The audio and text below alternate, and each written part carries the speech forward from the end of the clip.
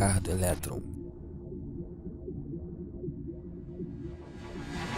Bom, então, em se tratando de termoquímica, primeiro, o que é termodinâmica?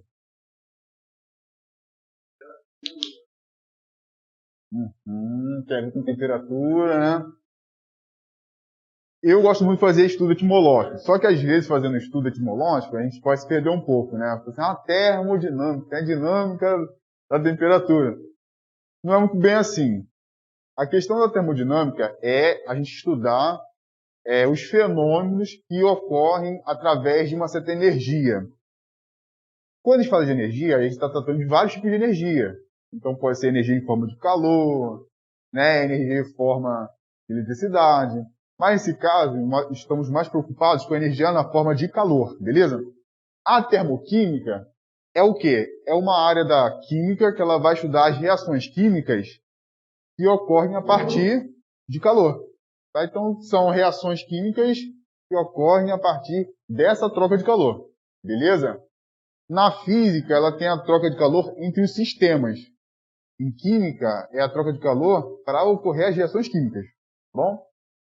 Então, quais são os tipos, né, os processos de reações químicas que acontecem na termoquímica em especial? São os processos exotérmicos e endotérmicos.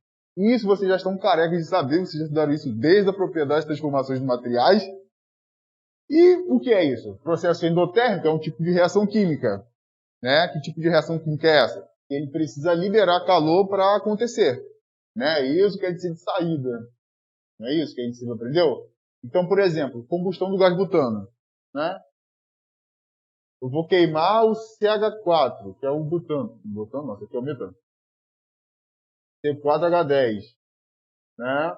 Combustão, vou precisar de quem? Do comburente, que é o oxigênio.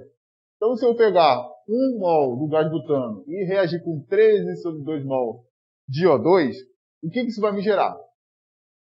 Lembrando que eu tenho aqui um composto orgânico, tá? Porque eu tenho carbono e hidrogênio na mesma fórmula molecular. Ele está sendo queimado através desse comburente, que é o oxigênio, poderia ser qualquer outro, tá, gente? Mas nesse caso aqui, o gás oxigênio. E aí eu vou formar sempre o quê? CO2 e água. Só que, além disso, eu estou gerando o quê? Calor. Quer dizer que esse tipo de reação é uma reação que ela libera calor. Você vai liberar calor junto com o gás carbônico e a água. Reparem que tem um V aqui, ó. Quer dizer que é vapor de água. Beleza? Então, isso pode ser um clássico exemplo de reações exotérmicas. E processos endotérmicos? Vai ser o contrário. Eu não vou liberar calor. Eu preciso desse calor para a reação acontecer. Exemplo clássico, fotossíntese. O que eu tenho aqui? 6 mols de dióxido de carbono, 6 mols de água, o próprio calor para acontecer a reação. Então, calor é oriundo do sol, por exemplo, né? Por isso que o nome é fotossíntese. Estou sintetizando algo. É até legal falar isso, olha só. Síntese. O que vem a palavra de vocês, à mente de vocês quando eu falo síntese? Reações inorgânicas de síntese ou adição, lembram? Olha só, estou pegando dois compostos, né? Teoricamente, eu estou formando outros dois, né? Mas eu estou formando um maior, tá? Então, é através de fótons, tá? Fótons, que são energias luminosas, né? Energia vindo do Sol, por exemplo. Por exemplo, tá, gente? Pode ter outra fonte de energia. Ele está se dando fótons e é através desses fótons que estão sendo sintetizados naqueles fotossistemas 1 e 2, né? Você já está com aquilo. Estou pegando 6 mol de CO2, 6 mol de água e calor. E aí eu vou formar o quê? O que esse cara aqui é? Vocês também viram com aquilo? Glicose, né? Glicose. E esse cara aqui? C12, H22, O12, 11. Quem é esse cara?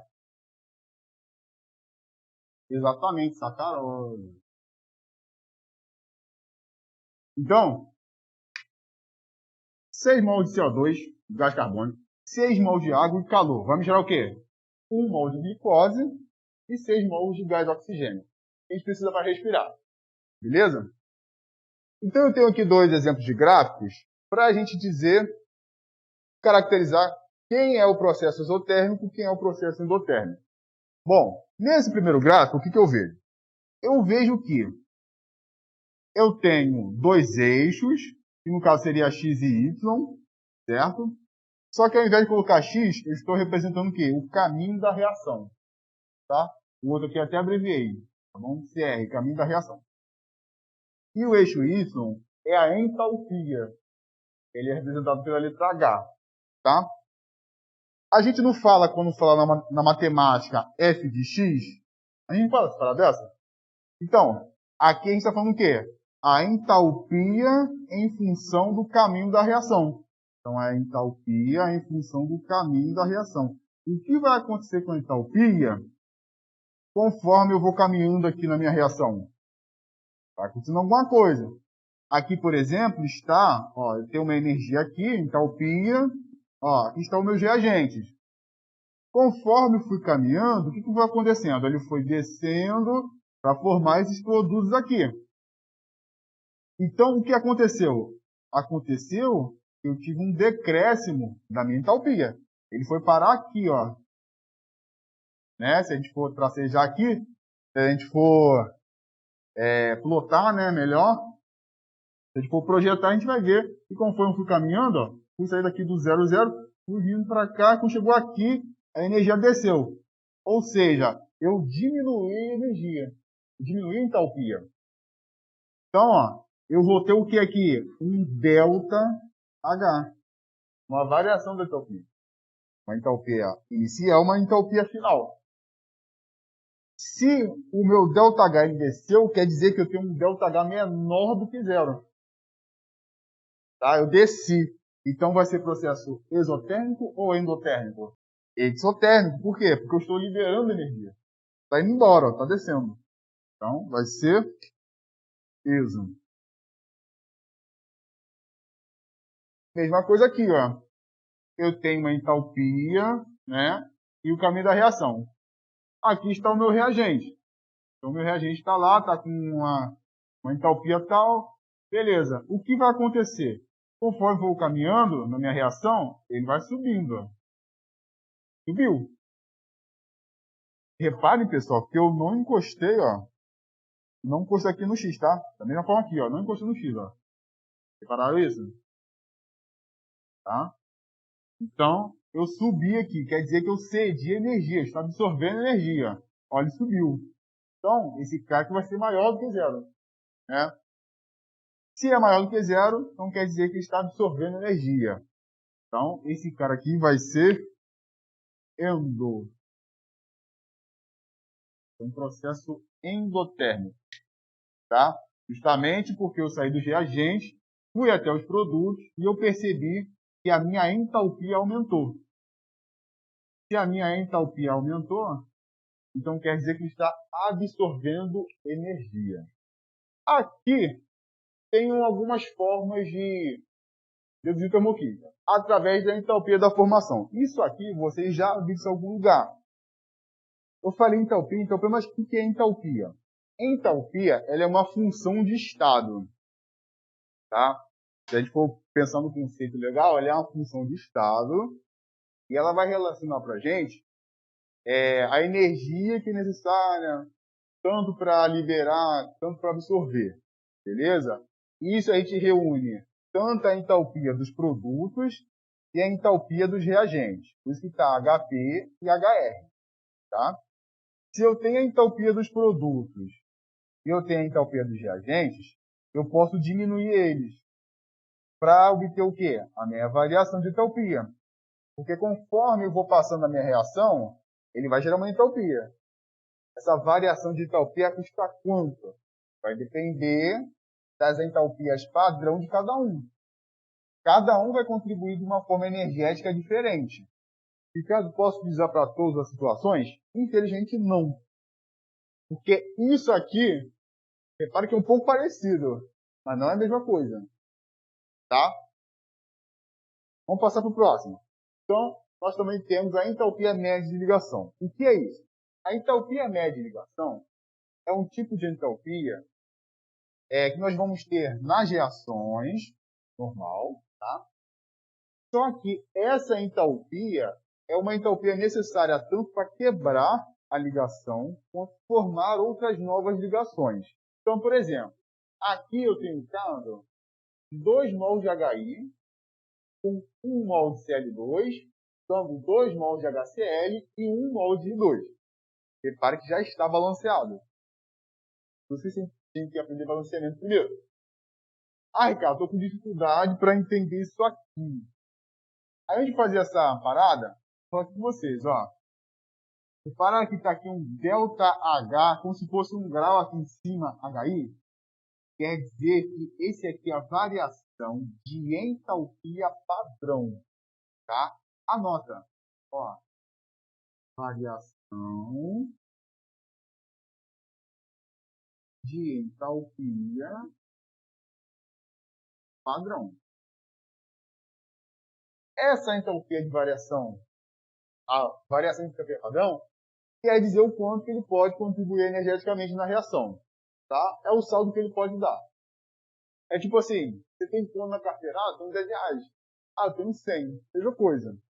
Ah, eu não tenho, estou devendo. Mesma coisa, tá bom? Então, a variação de entalpia padrão para o ácido iodídrico é quanto? De mais de 298,4 kJ. Detalhe, tá, pessoal? Esse KJ quer dizer kJ, tá? Kilojoules, melhor dizendo. São convencionados 2 tipos de energia. Pode ser o joules, tá? Ou também pode ser o calorias.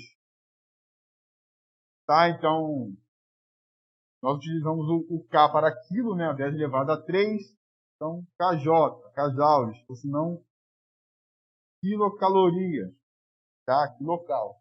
Bom, reparem que isso aqui é em cada mol de composto. Então, por exemplo, a variação de entalpia padrão para o ácido hídrico é de mais 298,4 kJ por mol. Então, em cada 1 mol de ácido hídrico, ele vai cooperar com essa entalpia aqui. Só que aqui eu tenho 1 mol desse cara, 12, está aqui na frente, ó. Está aqui na frente, por causa do balanceamento.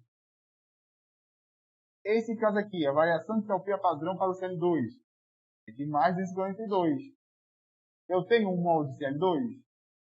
Tem, olha aqui.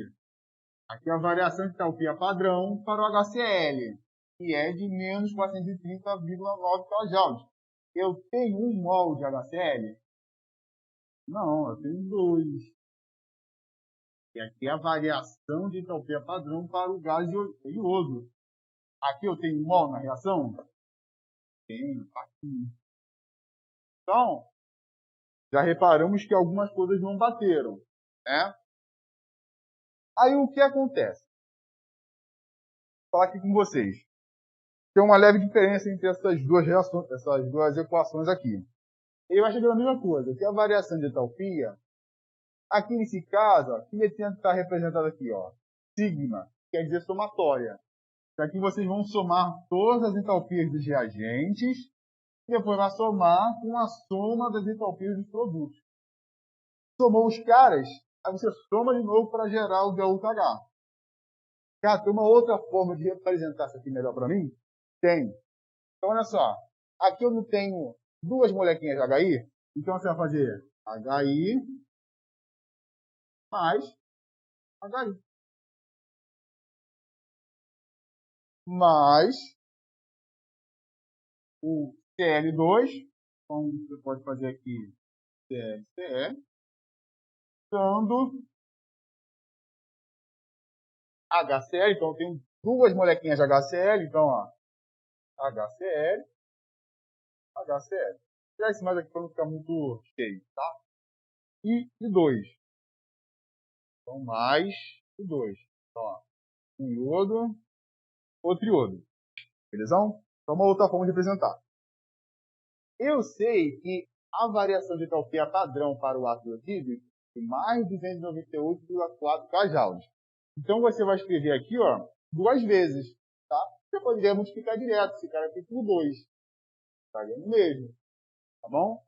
Então, ó, só escrever mais 298,4 kJ mais 298,4 kJ. Cl2. Cl2, a contribuição dele é de mais 242. Então, ó, mais 242 kJ. E do HCl? HCl é menos 430,90. Então, ó, menos 430,90 kJ. Duas vezes, ó, menos 430,90 kJ. E por último, o 2, menos 150,90 kJ. Tá. O que nós vamos fazer agora? Olhando para cá. Vamos somar a entalpia dos reagentes. Então, vamos somar essa galera daqui, ó. E depois vamos somar a galera daqui. Quando a gente tiver uma entalpia dos reagentes e uma entalpia dos produtos, nós vamos somar novamente entre eles. Então, olha só. Mais 298,4 mais 298,4 dá quanto? Vamos pegar esse cara aqui e multiplicar por 2. Vai dar quanto? 596,8 kJ. Beleza. Agora soma 596,8 kJ com 242. Vai dar quanto? Então, olha só. Geramos aqui uma entalpia dos reagentes. Então, a entalpia HR, ó, mais 838,8, né? Joules. Continua na mesma unidade de medida. Kilojoules. Agora vamos fazer a mesma coisa para os produtos. Mesma coisa, ó. Então, menos 430,9 vezes 2, ou multiplicar por 2. Então, menos, né? 861,8 kilojoules. Tá? Nós só pegamos isso aqui e multiplicamos por 2, tá, gente? Eu tenho 2 mols de HCl. Agora a gente vai pegar esse menos 861,8 kJ com menos 150,9 kJ. Vai dar quanto? A entalpia dos produtos. Vai dar menos, porque soma tudo e repete sinal, né? Vai dar quanto? 1012,7 kJ. Então, olha só. Gerei, então, a entalpia dos reagentes e a entalpia dos produtos. O que eu vou fazer agora? Somar os caras. Quanto é? Mais 838,8 ou mais menos 1012,7? Vai dar quanto? Vai ficar devendo ainda, né? Vou botar aqui, ó, já direto. Tá? É igual a somatória dos reagentes, ó. Entalpia dos reagentes. Mais 838,8 mais menos 1012,7 kilojoules.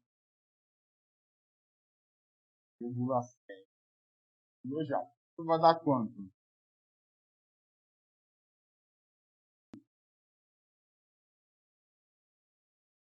Tá. 6,9 o quê, gente? O quê? Kilojoules das medidas. Às vezes vocês fazem a conta bonitinha, mas esquece disso da unidade. Não pode. Tá? Vai ser até mesmo. Sejam sinceros, pessoal. Entenderam o passo a passo? Quer que eu retorne alguma coisa, Vitória? Quer que eu retorne para você? Não, beleza? Então mesmo? Então, o que eu fiz aqui? Eu somei as entalpias dos reagentes e as dos produtos. Depois que eu somei os caras, somei novamente para gerar a variação de entalpia geralzão, tá? Então, quer dizer que essa reação aqui, para ela acontecer, ela precisa, ó, liberar energia. Então, ela vai liberar calor, tá? Ela vai liberar quanto? Menos 173,9 kJ, certo? Detalhe. O que nós estamos reparando aqui também? Isso aqui eu vou puxar a perna de vocês. Que tipo de reação estou tendo aqui? Aqui nós já falamos da síntese, né? E adição. E aqui? Olhando para cá. Olhando para cá, sabe? Ó, o HI estava lá, na moral. Aí tinha o CL2. Dupla troca? Dupla troca. Isso aí. Tá? E aí, o que acontece nessa dupla troca? Acontece que esses caras aqui não estão quebrando a ligação. O HI, eles não estão quebrando a ligação para um átomo de cloro aqui com hidrogênio, para formar HCl. Então, ó, quebrei aqui. O que formou aqui? Mais, né? Estou quebrando. Se eu estou quebrando, eu estou dissociando de forma homolítica ou heterolítica. Ou seja, ele vai apresentar uma variação de entalpia maior do que zero. E não é isso que está aqui, olha só. Não é o mais que está aqui? Tá? Mesma coisa aqui, ó. Eu quebrei essa ligação. Formou um mais aqui, né? Estou quebrando a ligação. É quebra, cisão homolítica. Cisão, também chama de cisão, né? É dissociação heterolítica. Tá certo? E aqui eu estou formando mesmo. Então vai ser menos, ó. Vai ser menos. Para eu formar um composto, eu preciso liberar energia. Tá? Então, por isso que aqui menos também, ó. Formar esses caras aqui. E liberar energia. Tá certo? Tá certo? Então é um processo exotérmico. Enquanto o outro, para cortar a ligação, é endotérmico. Tem esse tipo de entalpia padrão de combustão também. Só que esse cara aqui não vou falar muito dele agora. Por quê? Eu vou deixar para tratar de uma questão especial que vai relacionar termofísica com estequiometria. Sim, tem termofísica também com estequiometria. Tá? Então, isso aqui é a entalpia padrão de combustão. É quando eu tenho reações de combustão, reações de queima, para formar um modo composto. Só isso. Vou ficar na definição hoje, para depois a gente ver como é que se pega na questão. Lei de Hess. Já falei aqui, já vi a lei de Hess. Existe esse enunciado aqui.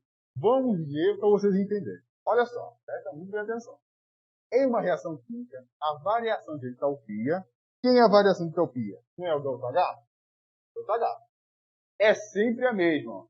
Então, quer que ele ocorra em uma única etapa ou em várias. Então, foi por isso que você falou. Ah, porque precisa reação e tem vários processos. Fala disso. Do enunciado de Hess. Tá? E a variação de entalpia depende somente dos estados final e inicial. Então, a variação de entalpia, o ΔH, função de estado, ela depende só de quê, gente? Estados iniciais e estados finais. Ponto, acabou. Tá? Esse é o enunciado da lei de Hess. Bom? Isso aqui é uma lei da termofísica. Vamos reparar isso em gráfico. O que acontece? Vamos supor que aqui está a entalpia. Né? E aqui vamos pensar caminho de reação também. Aí, para eu formar um produto, vamos pensar que isso aqui é o reagente, esse aqui é o produto, eu preciso percorrer esse caminho aqui. Certo? Só que eu só tenho uma única forma de chegar nos produtos. Vamos pensar aqui. Para você... Vou pensar esse exemplo que é muito forte. Para você conseguir dinheiro, você só tem uma única forma de conseguir dinheiro? É só trabalhando para conseguir dinheiro? Infelizmente, tem roubando. Né? Então, isso aqui é a mesma coisa, pessoal. Ele vai independer do caminho. Ou seja, eu posso fazer um percurso diferente. Eu posso fazer assim, por exemplo. Ó. Mas cheguei no mesmo cara. Tá? Ou seja, o que eu reparo aqui? Que eu tenho 1, 2 ou 3 processos, por exemplo. Tá? Posso ter mais, 1, 2 processos. Né? Caminhos diferentes. Ou seja, é o que nós acabamos de ver aqui. Que ele vai independer do estágio. Só vai depender mesmo da energia final e da energia inicial, que é a entalpia. Tá? Independente do caminho, os dois caras estão aqui. Tá? Beleza. Então, nós temos esses estágios iniciais e finais, mas reparem que o gás energético será o mesmo. Tá? O que vai depender aqui do caminho vai ser o quê? Aí nós vamos falar na cinética aqui, vai ser o conjunto posterior. Nós falaremos, por exemplo, dos catalisadores. Né? Aqui, por exemplo, nós estamos tratando da energia de ativação. Que energia é essa? é uma energia mínima necessária para que aconteça a reação. Tá? E com isso, nós vamos gerar um complexo ativado. Sempre isso. Tá bom? Essa que é a ideia da lei de Hess. Por isso, nós temos muitos exercícios deste tipo aqui.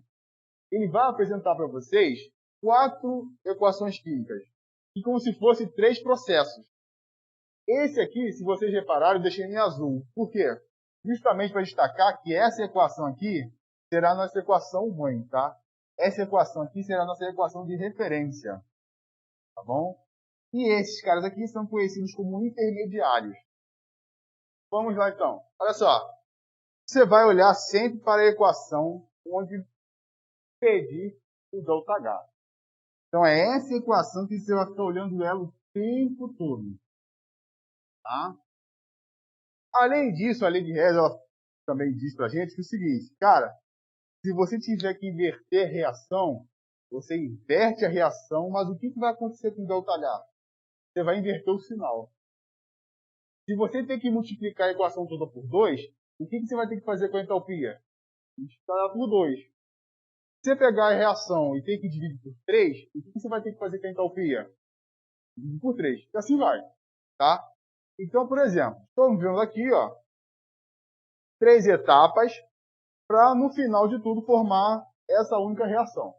Então, essa única reação aqui, ela diz para a gente que eu tenho um carbono sólido reagindo com um gás de hidrogênio e vai formar o quê? Um gás de metano. Que tipo de reação é essa? Síntese ou adição. Qual é a entalpia gerada? Que energia é essa? Eu estou liberando energia ou estou absorvendo energia para formar gás de metano? É isso que nós vamos descobrir.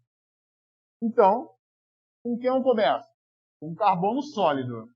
Então, eu vou pegar dessas 3 equações aqui, onde eu tenho carbono sólido no lado dos reagentes. Que é o de cima, né? Eu tenho um carbono sólido que já está no lado dos reagentes. Então, o que eu faço? Eu copio. Então, carbono sólido mais gás oxigênio, copia tudo. CO2, gasoso, né? E copia também a entalpia, que é quanto? Menos 140. Pô, não 140, né? 140 quilocalorias. Beleza? Até aí, tudo bem? Vou pro próximo agora, ó. 2H2 gasoso. Eu vou procurar aqui nos 3 casos onde eu tenho 2H2 gasoso no lado do reagente. Eu tenho 2H2 no lado do reagente? Não. Eu tenho 1H2, sabe? E é no teu caso, né? Peraí. Valeu. Olhando de lado, sem ter outro número. Então, eu tenho aqui 1H2. Para eu quiser 2H2, o que eu preciso fazer? Multiplicar por 2. Então, eu vou pegar essa equação inteira e multiplicar por 2. Então, vai ficar como? 2H2 gasoso mais 1,5 vezes 2 vai dar quanto? 1. Olha só, 1,5 vezes 2.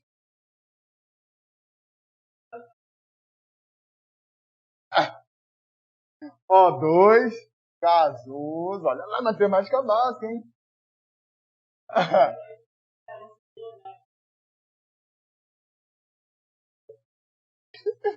Então, ó, 2H2O, né, gente? 2H2O. Entalpia 2, ó, vamos ter que multiplicar por 2. Então, menos 68 vezes 2 vai dar quanto? Menos o quê? 136, posso confiar? Beleza, então acabou o reagente. Vou falar dos produtos. Aí, o que eu tenho nos produtos? Eu tenho o quê? O CH4, ele é um produto. Eu tenho o CH... Então, vou pegar das 3 equações e ver qual o CH4 que está no lado do produto. Eu tenho? Não. Eu tenho o CH4, mas ele não está no lado dos produtos. Está no lado do reagente. Então, o que eu preciso fazer para ele ficar no lado dos produtos? Inverter a reação. Então, ao invés de começar com CH4 e 2O2, eu vou começar com o quê? Com CO2 e 2H2O. Então, vai ficar como? Ó? CO2 gasoso, né? Mais 2H2O líquido, dando o quê? CH4 gasoso e 2O2. Então, CH4 gasoso mais 2O2 gasoso. Quando eu invertir a equação, o que eu preciso fazer para a entropia? Mudar também. Se ele estava a menos, agora ele vai ficar positivo. Então, mais o quê? 212 quilocalorias. Você passa uma reta e aí vai começar o cerol. Eu reparo que o oxigênio ele está no lado dos produtos. Na verdade, eu tenho 2 oxigênios aqui no lado dos produtos. Então, seriam 2 mols de oxigênio. Eu tenho 2 mols de oxigênio e 2 mols de oxigênio aqui sendo formados. Então, eu tenho 2 mols de oxigênio sendo consumidos e 2 mols de oxigênio sendo formados. O que eu posso fazer? Cerol, cerol, cerol. Eu reparo também que eu tenho 2 mols de água sendo consumidos, né? E 2 mols de água sendo formados. O que eu posso fazer? Cerol, cerol. Posso cortar mais alguma coisa? Posso. Ó. Eu tenho 1 mol de gás carbônico sendo consumido e 1 mol de gás carbônico sendo formado. O que posso fazer? Cerol, cerol. Posso fazer mais alguma coisa? Não. Então, já cortei tudo. Certo? Sobrou quem? O C sólido, carbono sólido, mais 2H2 gasoso, mais. Então, o lado dos reagentes aqui já foi embora, né? Vou para o lado dos produtos agora. Então, ó, setinha. Lado dos produtos, tem quem? CH4 e acabou, né? Beleza. O que eu tenho aqui? É a mesma coisa? Agora eu vou tirar o ΔH. Então, o ΔH vai ser o quê? Eu tenho que somar essas pengas de toda fora. Então, menos 94 menos 136 vai dar quanto? Somar tudo e repete isso não, né? E a soma, né? E aí, vai dar quanto? Menos 230 com mais 212. Mais 18 ou menos 18? Menos 18. 18 puro? KJ? É quilocaloria.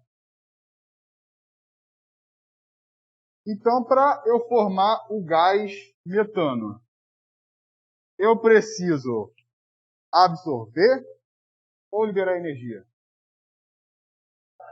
Liberar, porque tem um menos aqui, ó. Então, para formar o gás metano, preciso liberar energia. Quanto? 18 quilocalorias. Então, esse processo aqui é um processo endotérmico ou é um processo exotérmico? Processo